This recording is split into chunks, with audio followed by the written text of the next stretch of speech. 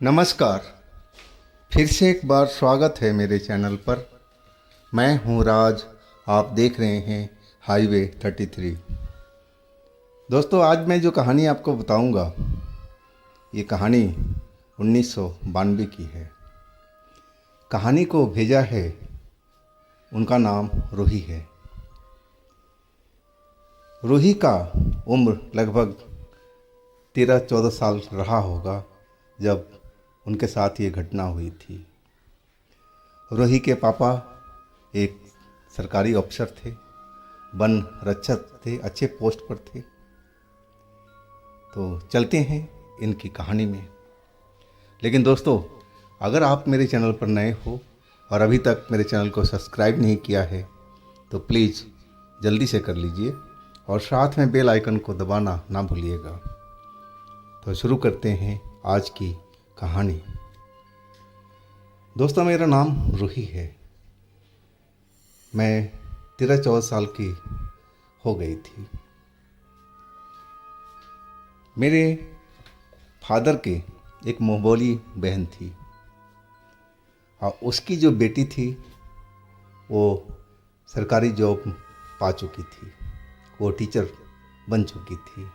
अब उनकी जहाँ पर पोस्टिंग हुई थी वो जाने की तैयारी कर रही थी। लेकिन पापा जो हमारे हैं बहुत उनसे प्यार करते थे। वो नहीं चाहते थे कि वो अकेले जाए, लड़की जात है, तो उसके साथ मेरे बड़े भाई को भेज रहे थे। मेरा बड़ा भाई कॉलेज में था और पापा अपने ड्राइवर को गाड़ी के साथ में भेज रहे थे ताकि किसी चीज़ का वहाँ पर कमी ना हो, सब कुछ सेटअप सही ढंग से हो जाए। टीचर का काम था और वो भी दूर दराज का एरिया था। वो एरिया था जो अब छत्तीसगढ़ में आ चुका है। पहले ये मध्य प्रदेश में था, महाराष्ट्र के बॉर्डर पर। जब वो लोग जाने के प्लान बना लिए, मेरा भाई तैयार हो चुका था, मेरी दीदी, मुँहबोली दीदी तैयार हो चुकी थी। मुझे इसकी भनक लगी कि ये लोग कल सुबह सुबह निकल रहे हैं। अब मैंने अपना जिद भी कर लिया कि मुझे भी जाना है, मुझे भी उस जगह को देखना है जहाँ ये लोग जा रहे हैं। लेकिन पापा बिल्कुल मना कर रहे थे कि नहीं, उस जगह पर नहीं जाना है। वो तो अपने काम से जा रही हैं, नौकरी करने जा रही हैं, तुम किस लिए जाओगी। वो हमें समझाने की कोशिश कर रहे थे, लेकिन मैं अपनी जिद पर अड़ी हुई थी। मैं किसी की बात नहीं सुन रही थी। आखिरकार मेरी जिद के आगे वो लोग हार चुके थे और कहे ठीक है चली जाओ, लेकिन शैतानी मत करना, इधर उधर कहीं घूमने मत जाना अकेले। मेरी जो दादी थी वो मेरे को एक ताबीज़ बांध करके दिया था बहुत साल पहले, क्योंकि मुझे नज़र उज़र बहुत लग जाया करती थी और नज़र से बचने के लिए ही ताबीज़ मेरे गले में पहना रखी थी। लेकिन जैसे मैं बड़ी होती गई मुझे वो ताबीज़ सही नहीं लग रहा था। मैं दादी से कहने लगी थी कि ताबीज़ अब मैं पहनूंगी नहीं। लेकिन दादी कहने की नहीं, तुझे पहनना ही है। हाँ, तेरे गले से मैं निकाल करके तेरे बाजू पर बांध देती हूँ। और वो ताबीज़ को मेरे बाजू पर, दाहिने बाजू पर बांध दिया था। मेरी दादी मेरी बहुत फिक्र करती थी और हम भी बहुत प्यार करते थे अपनी दादी से। माँ से तो करते ही थे, लेकिन माँ से भी ज़्यादा दादी से मुझे प्यार था। अब दादी भी मान चुकी थी कि चलो जाने दो बिटिया को, घूम फिर करके आएगी, थोड़ा मन भी बहल जाएगा। लेकिन भाई भी अब गुस्सा हो रहा था कि इसको ले जाने की ज़रूरत क्यों है वहाँ पर, किस लिए जाएगी। तो पापा कहने लगे जाने दो ना, थोड़ा घूम फिर करके आएगी तो मन बहल जाएगा। और फिर मेरा भाई तैयार हो चुका था।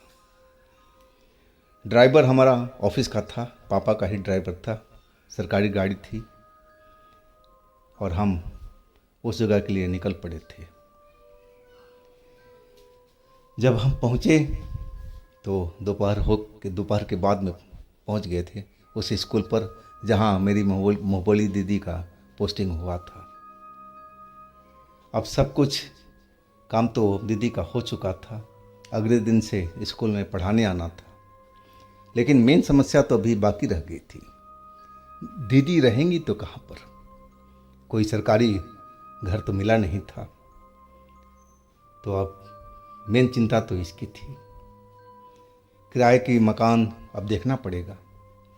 और तभी वो स्कूल के जो मैडम थी, बड़ी मैडम थी, वो कहने लगी कि तुम लोग टेंशन मत करो, हमारा घर जो है उसमें और भी किराएदार रहते हैं और तुम भी उसी में रह जाना। से अभी तो 2 घर खाली होने वाला है, लेकिन उसकी चाबी हमारे पास में नहीं है। हाँ, मेरा बेटा है जो एक स्टडी रूम बना रखा है, वो खाली, अभी उसमें जा कर के आप रह सकते हो जब तक वो किराएदार चाबी लेकर ना आ जाए। मैं सब बातें सुन रही थी। दीदी कहने लगी कि हाँ हाँ, हम एडजस्ट कर लेंगे, कोई दिक्कत नहीं है। और उसके बाद हम लोग उस कमरे में, उस घर में आ चुके थे। वो घर हाईवे के पास में ही था, हाईवे उसके बगल से गुजर रही थी और हाईवे के बगल में ही एक ढाबा था।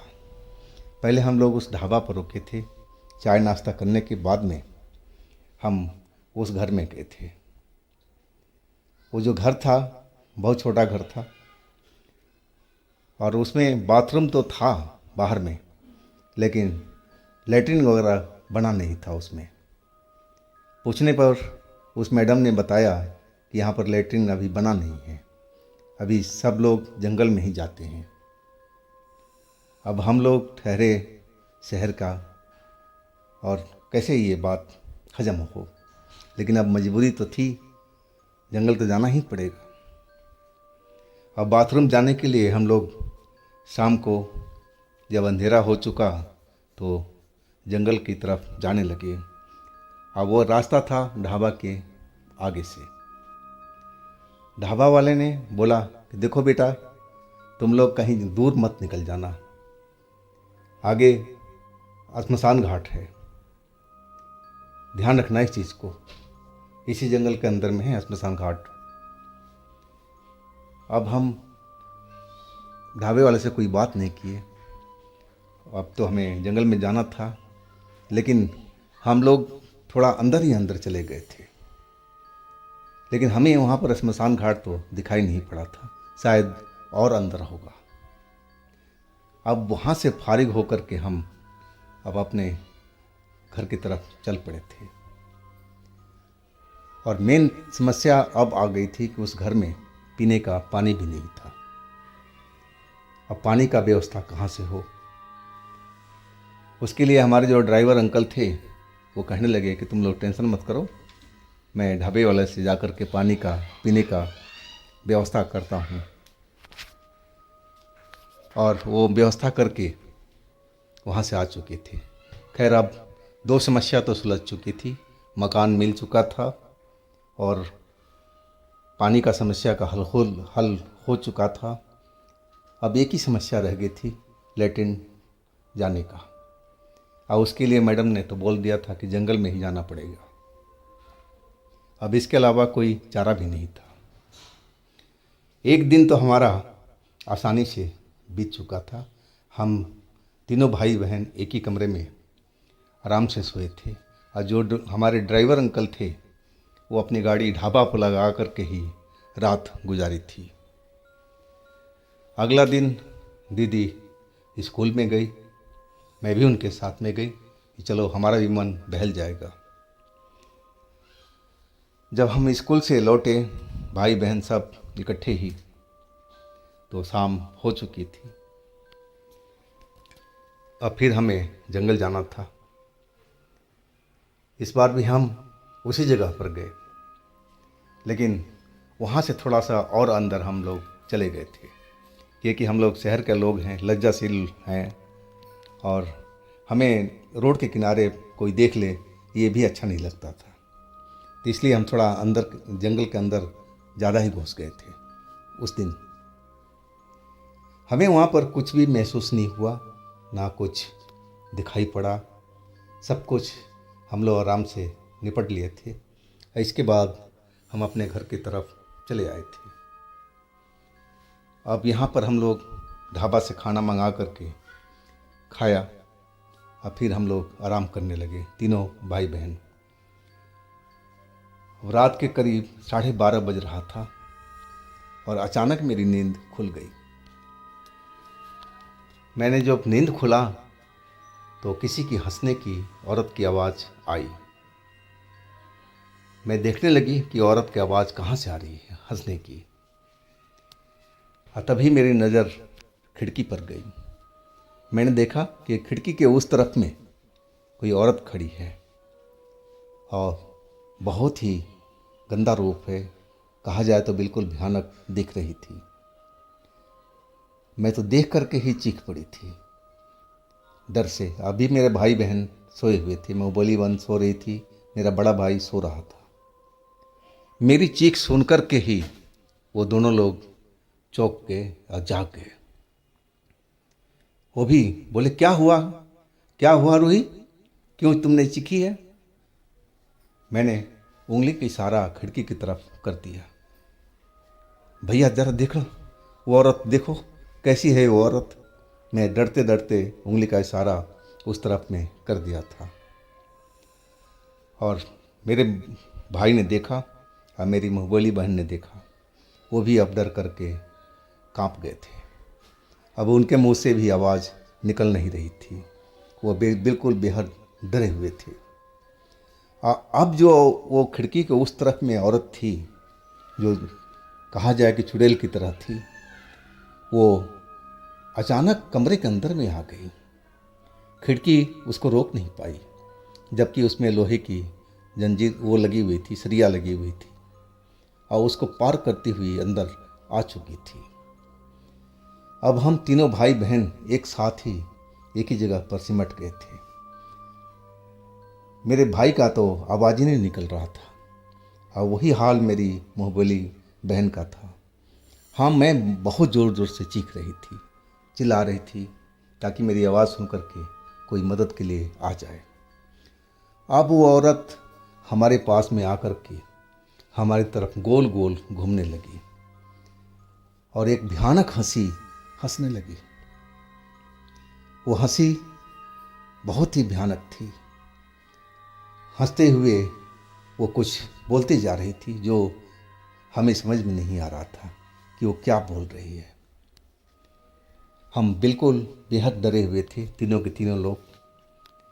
और मैं तो सोच रही थी कि दरवाज़ा खोले और बाहर की तरफ भाग जाए, लेकिन हिम्मत नहीं हो रही थी कि हम वहाँ से उठ कर के दरवाजे की तरफ जाएं, क्योंकि वो जो चुड़ैल थी हमारे पास में गोल गोल घूम रही थी।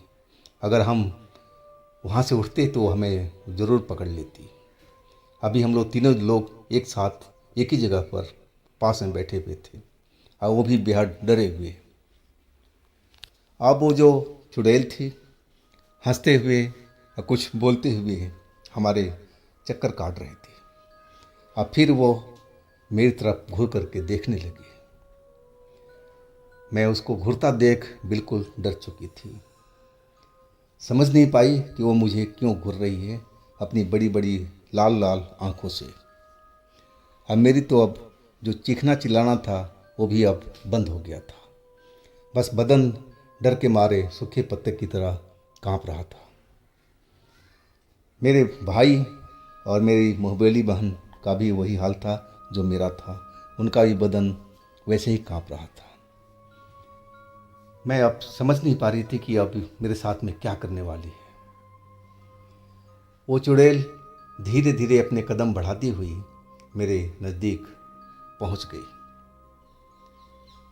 और जैसे ही उसने मेरा हाथ पकड़ा, वो वही हाथ पकड़ा जिस पर मेरा ताबीज़ बंधा हुआ था, दाहिना हाथ।